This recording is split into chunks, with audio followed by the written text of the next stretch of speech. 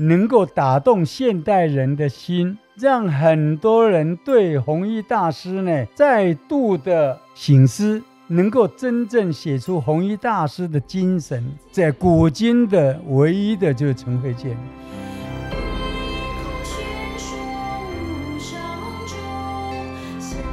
欢迎收听菩提麻瓜，我是小编阿若，我是林世敏林老师。感谢台南市谢觉安居士赞助本节目。欢迎收听菩提麻瓜。那本集的主题是弘一大师传的作者陈慧健。好，那陈慧健呢，他是1925年出生在中国江苏这样。那他19岁的时候就当上军人，从军了，然后后来撤退来台，是一位虔诚的佛教徒，同时呢也是台湾的知名的作家。当然他也担任过就是教师啊、佛教刊物编辑之类的那个职业。那他知名的著作有《弘一大师传》还有《维摩诘经经义》，特别是《弘一大师传》入选中山文艺奖。那他1996年的时候创办弘一大师纪念学会，在2011年的时候过世。然后他没有出家，他是一位居士，他著作的《弘一大师传》非常出名这样。陈慧健居士呢，他就是一个非常传奇的人物。那我们现在就来问第一题，就是我就好奇说，林老师你是怎么认识陈慧健居士的？好的，我第一次认识这个陈慧健先生或是居士，是他呢先打电话给我的。那个时候他已经任职这个天华出版公司，那个老板呢是李云鹏居士。那他打电话给我呢，是说些什么呢？他说呢，这一两天呢，如果我有空的话，他说希望我呢能够北上。那么北上干嘛呢？就是到天华出版社来见见这个李云鹏先生。他说呢，他看了我的那个佛教的精神与特色，那么呢，非常的想要呢跟我见个面，聊个天。那我听了以后当然说 OK 非常好，所以我第二天呢我就真的就北上了。那这个李云鹏先生呢，为什么要我北上呢？因为他呢本来是基督徒啊，那么他呢因为有一次他呢就是到这个基隆，那么刚好碰到下雨，就在一间那个基隆呢附近有一家那个不是一家了，这一间佛寺，他就进去呢避雨。那刚好那里面那个住持呢是留日的，跟这个李云鹏先生呢也是留日的，他们就谈起了聊天。那么呢这个住持呢他就送给他一本书，就是佛教的精神与特色。那么李居士呢回来到他们呢家以后呢，花了一整夜的时间呢，越看呢好像说呢越有兴趣。那么呢第二天他就告诉这陈慧健先生说，你是不是可以找呢林老师呢到台北来，我想跟他见面。这是呢我北上的一个因缘呢。那我上去跟这个李云鹏先生在谈话的时候啊，陈慧健先生因为他是总编辑了，他就全程呢他都陪我们呢坐在旁边。那么呢所以我虽然跟我谈话的是那个李云鹏先生，其实我跟陈慧健先生呢也在那边呢也算是第一次见面，而且呢也说了话了。第一次见面就是陈慧健居士打电话给老师啊？是，就是李云鹏先生要想呢跟我见面。那么见面的时候我们三个人一起呢这边聊天喝茶。是，那个李云鹏居士见老师之后，他有想要做什么吗？就只是单纯见面吗？这个我刚刚讲过说呢，他学佛的因缘，那个李云鹏先生是因为看我那本书，他因为这样关系自己呢非常努力的去看书，去研究佛法，最后他从基督教徒呢从天主教徒变成了佛教徒了。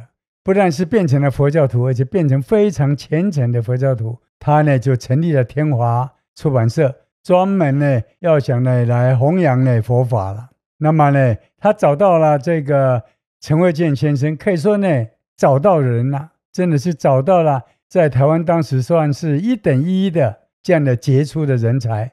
那么呢在那谈话的中间的时候，李云鹏先生呢就一个构想，他说我们是不是呢来成立一个文库，佛教文库，就是对丛书这一类的。但这些丛书呢，不是说呢找作者来执笔，是找这些书本来就已经发行、已经流通在社会上，这比较有名的这些书，把它找来，那么呢来成立这套书。那么后来呢，这个陈慧谦先生呢，他呢跟我算是非常的有缘呢。他这套书叫做《璎珞丛书》了，璎珞本来是一种宝石，那个璎珞啊。那么呢，这套丛书里面大概有100本呢。那么陈慧谦先生呢，他就选用了我的3本书，一本呢就是佛教的精神与特色，另外一本呢是比较宗教信仰，第3本呢就是所谓的林老师讲佛经。那个时候我的这个菩提言读经25册呢还没有完成，我只是呢自己呢随性的选我自己就觉得这本书不错，我就把它呢给它改写，给它翻译，觉得那本书不错，我就拿来呢来执笔这样子。那这3本书呢，承蒙呢这个陈慧谦居士呢他看得起，把它列在这个璎珞丛书。而这值得我自己觉得很高兴的，就是我中间这本佛教的精神与特色，它呢也自从它呢被选为这个璎珞丛书以后，它再版20几次，那么可以算是呢令我自己呢就觉得非常的开心啊。不是我的书有多好，但是我觉得我这个呢是比较浅，介绍佛法用比较浅近的、浅白的、简单扼要明了的，那么能够让呢一般人都能够接受的。那么讲到这个他印这本佛教的精神与特色啊，那么我就想起了一件事。那么就是说呢陈慧谦先生呢，他是告诉我说，他说李云鹏啊认为说呢应该要付我稿费。那我说我这个书呢后面不是都有写着呢不留版权吗？欢迎洽印吗？是。那你现在呢已经呢来跟我接洽了，对不对？那已经合法了啊。他说不行这个文人都很穷的，所以呢应该要付稿费的。所以他那时候本来是拿了一叠啊，不知道几万块给我。我说不行，那就意思，那就收1万块吧。他的心意，我认为说呢，李云鹏先生还有陈慧谦居士呢，他都认为说，虽然是佛教界，但是呢也应该对作者呢表示一点尊重，那么也给他们一点鼓励。这点呢，我事后一直到现在呢，我都想起来，他们2个真的是有心的人。好，老师，那这件事就是璎珞丛书这件事成了之后，老师你还有跟陈慧谦居士有往来吗 ？OK， 那么呢，在这中间呢，他陆续呢写信给我。那么呢，就是说呢，希望我呢参与一个呢佛教界里面所主持的翻译。所谓的翻译就是改写了，把佛典改写成为白话的这样的一个计划，这一套丛书。那么可能就是你刚刚讲的那像我们维摩诘经的经义，这些有很多很多的。可是那时候呢，我呢婉拒了他。为什么婉拒了他呢？因为我呢所写的，我那时候的计划，我要改写的这所谓的菩提眼的现代人读经呢，我当时呢选定是25册。那么呢，我呢跟这个陈慧谦先生呢，他帮助他去支援那个佛教团体所改写那样的那个方式呢不同。因为他们只是呢稍微把它呢做注解，那么呢把它翻译。那我呢不是这样子的，这又像我想起来大冈山呢。以前新超峰是一位能学法师，他也有做过这样的一个翻译佛典的工作，但是那个工作呢也不是我所要的，因为能学法师只是把它改写成为白话文。那我现在讲的我要的这个菩提言读经，我是要一句一句来为他做注解，一句一句做注解，这中间难的字我帮他呢注音，然后呢后面当然有白话的翻译。除了这样的以外，这一句一句的我把它编成了索引，你把我的这个一句一句的注解从一直读到最后一个，就是这本经的经文，因为它是根据一句一句没有遗漏半个字的，一句一句去给它改写的。那我这25本完成了以后，我又为它编了一个总索引，那么这一套就等于算是一个词典了，对不对？如果你家里有这一套的话，你就词典了那么当然我有很多的好朋友了，有很多我的师长呢，他们家里或是他们的佛寺里面有我这一套书了。我的希望是说这套书呢能够普及了，可是呢20年过去了，还没有达到这样的愿望所以他跟那个陈慧健居士当初邀老师你写的那个，是后来我就没有答应这件事，因为不是我私心呢，因为大家的那个方式不同，对不对那么我不只是要翻译，我自己的构想是我要有一句一句来做注解，那么方便来为他们做索引，以便呢方便读者来查阅。我呢当时的用心是这样子的。那老师你跟陈慧健居士还有什么往来的互动吗？这中间经历了我写的学佛300问，我这学佛300问起初是把它分成3本的，学佛百问、续学佛百问、再续学佛百问。那么在这个续学佛百问的时候，我就呢请陈慧健先生来帮我写序。现在阿若呢是不是也稍微读一小段陈居士呢他帮我写的序文？好。释名居士调灵慧敏，若观学佛，继而将佛意化为深宫之舌、天宇之花。林老师讲佛经，佛教的精神与特色，为20年来佛门最具普遍性之入门书，其功德周恒河沙，不可量也。居士于百忙之暇，福望佛恩，再度继学佛百问之后，承续学佛百问之稿，拜读之余，深探居士之文字般若，横说竖说皆入佛心，深说浅说无非玄义。居士此稿之特色，体从答问。古之佛即答问题者，如祖师法论；近者如学佛问答，要皆深入深出，用力勤矣，乃世俗苍生和。居士之笔，则以最浅白之语言，示最深学之佛意，跃然纸上，皆是菩提种子，其普披群机，便施有情，自不待言。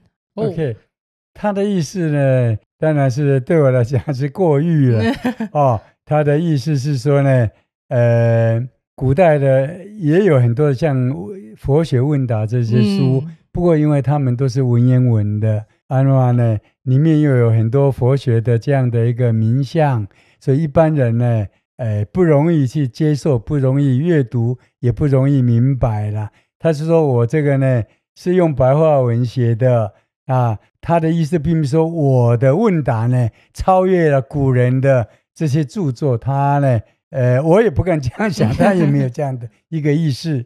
那么经过这样几次以后呢，我跟这个陈居士当然呢就越来越熟了。我呢非常佩服他。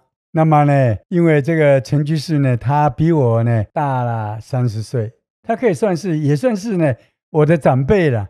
那么他呢也非常的照顾我。我记得那时候他呢在这个士林，就是台北的商业学校的前身呢。那么我去的那是士林商业学校，工商好像是士林工商。我去的时候呢去学校找他，因为他约我在他们学校见面。那完了以后呢意犹未尽他都会请我到呢士林那个夜市那么去呢这个小吃店因为陈居士他也吃素，他35岁就吃素了。是。那我呢29岁才吃素那么呢所以呢在这个士林里面呢，他带我到呢这个素食的小摊还没有什么饭店就在那边呢两个在那边聊天，他不喝酒，我也不喝酒，所以呢谈起来也非常的有意思。我觉得他呢博学多闻，真的。他呢对于这个尤其对于历史的人物啦，对不对？这些考据真的是呢入木三分可以讲的都是头头是道的。从这我想起来，他的孩子呢就陈若水，所以台大呢非常有名的教授，曾经还被提名呢，要来就是作为台大校长的这个遴选呢，台大校长的备选的人呢，那么真的是非常的优秀。那么他呢，我究竟呢能够跟他这样的情谊，我觉得呢，我受益良多。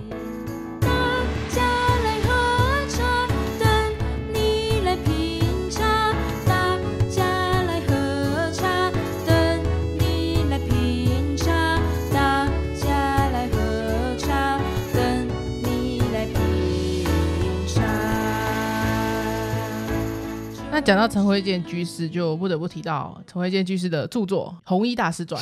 是，对，也是因为陈慧健居士写这本书，所以让就是世人知道弘一大师的精神嘛。那他本身，陈慧健居士本身也是弘一大师精神的一个宣扬者。是，因为我没有看过那本书，那老师应该是看过了齁。是，对。那我就很好奇说，那这位陈慧健居士是怎么宣扬弘一大师的精神，跟弘一大师他最主要是在表达些什么这样 ？OK。这个我29岁那一年，就是呢，我读了《弘一大师传》，那时候是三民书局的，还分作上中下3册。我读到第2册的时候呢，就是呢一直掉眼泪，不知道怎么搞的，我是觉得非常深受感动。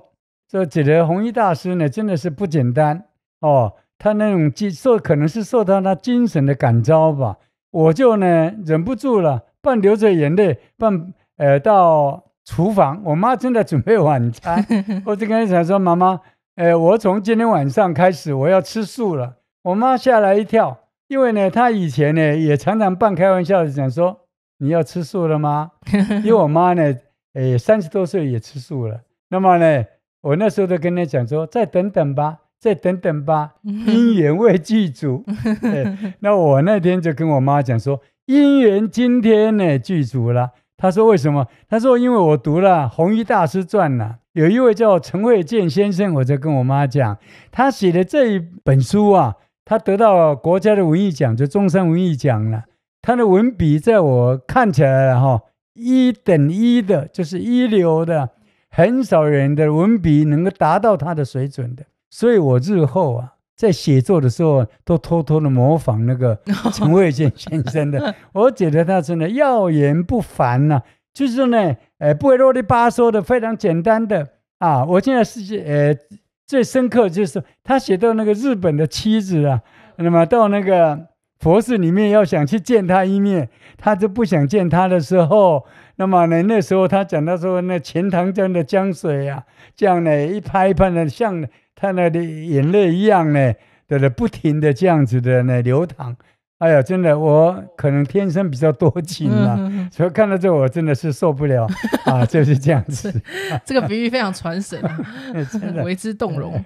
老师可以稍微简单讲一下弘一大师的精神是什么，或是他的在讲什么吗？弘一大师呢，在我个人看呢，他本来是风流才子，讲的不好听是公子哥儿，因为在家里有钱呐，对不对？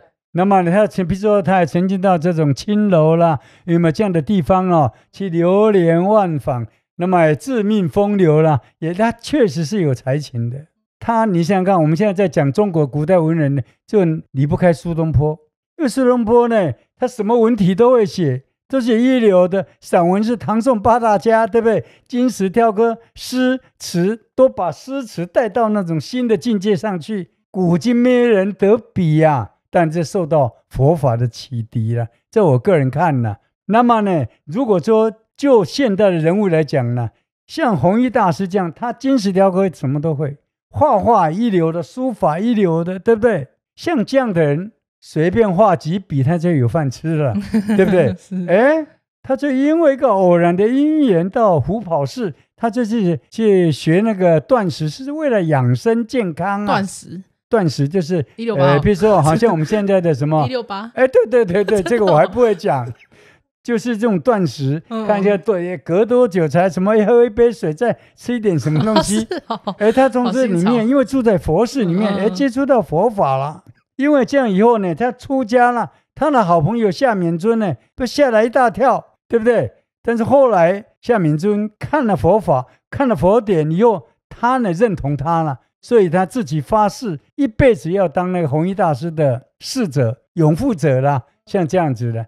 所以弘一大师传我看了以后，觉得他的不简单在怎么样？他生前是才子，比如说他做的曲啦，我们现在还做的歌词，我们现在的什么忆儿时啊，有没有？什么呢？杨柳有一种那好多的歌，我们都觉得哎呦，真的是太棒了。他说他要出家以后，他什么歌都不做了。天下有这种人吗？对不对？他只为佛教写了一首三宝歌。我昨天到那个大冈山的那个龙福庵去演讲了，在那边我有提到了太虚大师为三宝歌填了歌词，那么呢，弘一大师呢为他谱曲，这叫绝配。整个佛教界的绝配，一直到今天，虽然佛光山也有所谓的这个三宝颂，可是比起我个人看呢，佛教的三宝歌来讲，总是呢略逊一筹啦。在老师心中还是对，我觉得，因为三宝歌我听了都掉泪，是，都常常掉眼泪哦。所以这一点呢，我是想起来的话，非常的感谢呢弘一大师。是，那因为弘一大师传是当时的算是一个改变当时佛教界的书吗？因为好像这本书同时也是开创了那种佛教小说的一个先例，这样子，它算是小说吧。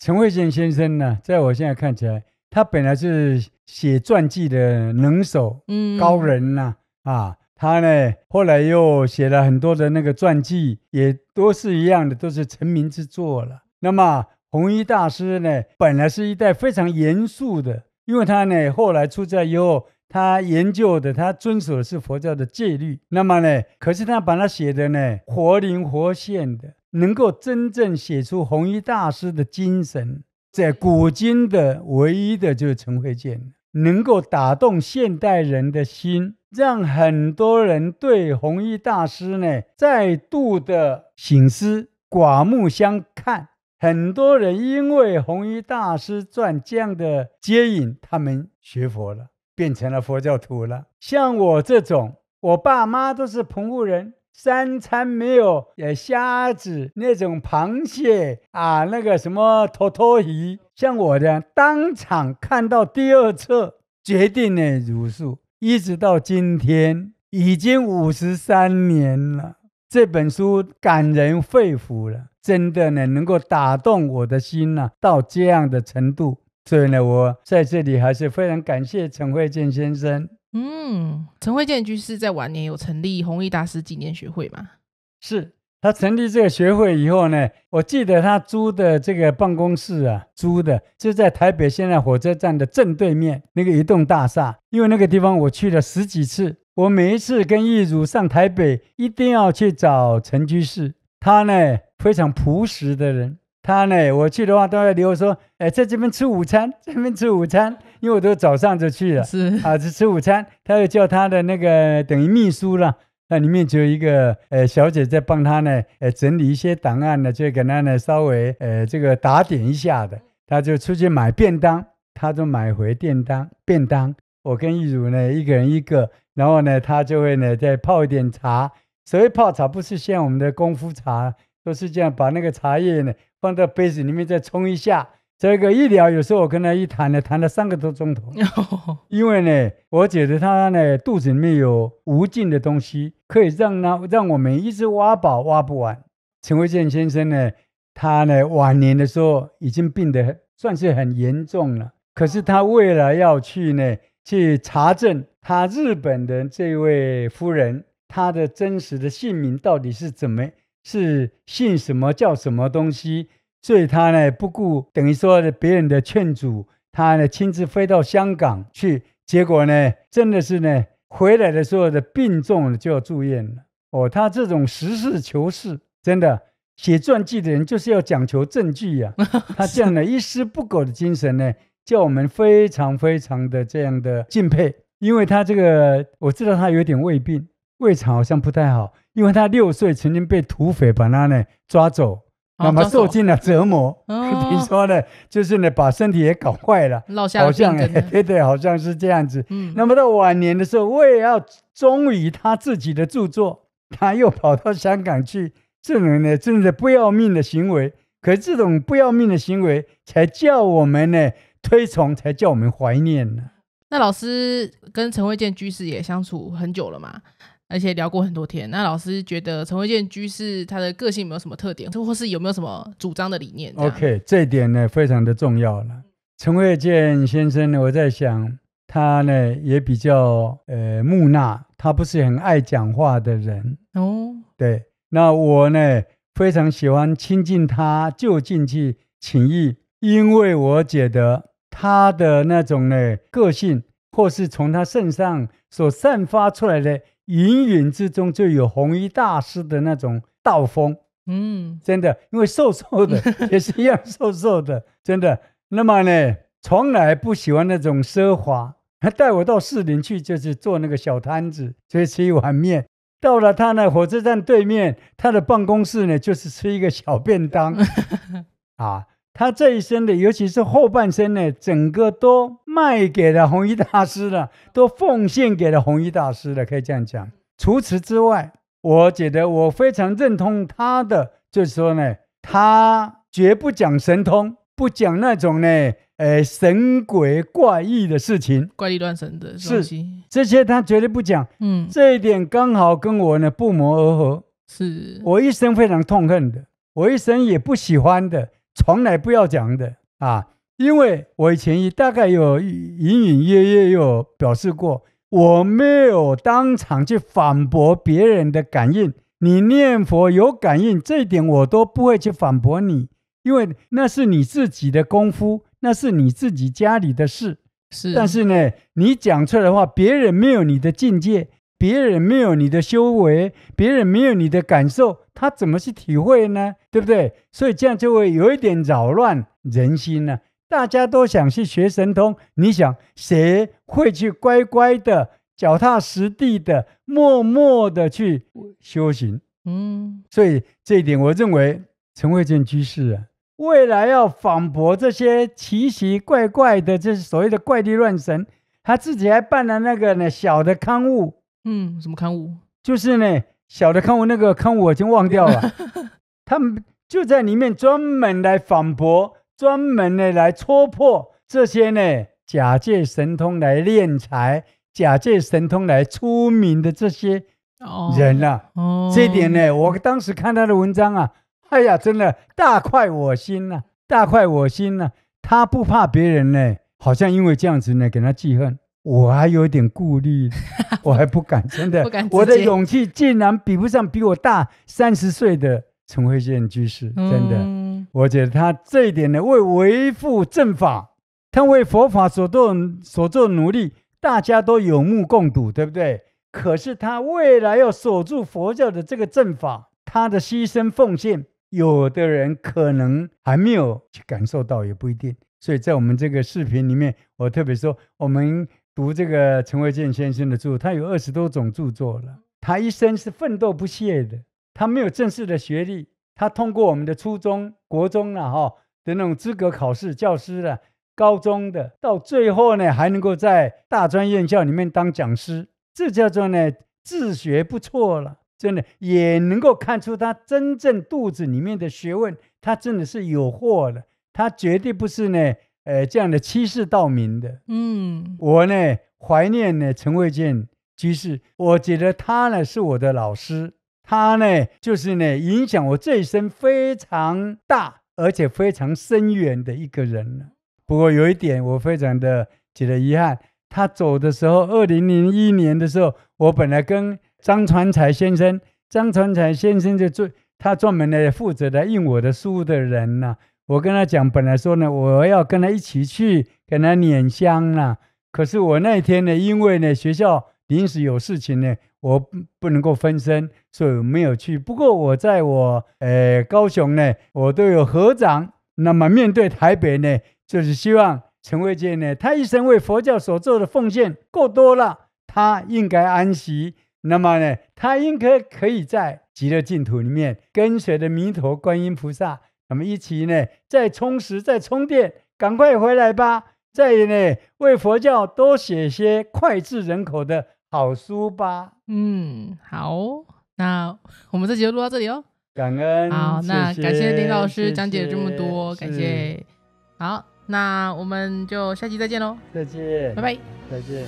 菩萨旅行愿，累劫无等闲，所过遍寻声，苦海独有缘。十方诸刹土，实现种子如。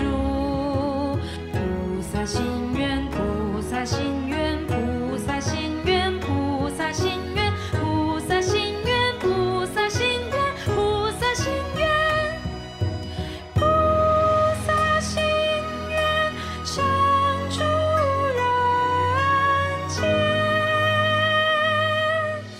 菩萨心愿，菩萨心愿，菩萨心愿，菩萨心愿，菩萨心愿，菩萨心愿，菩萨心愿，菩萨心愿，常住人间。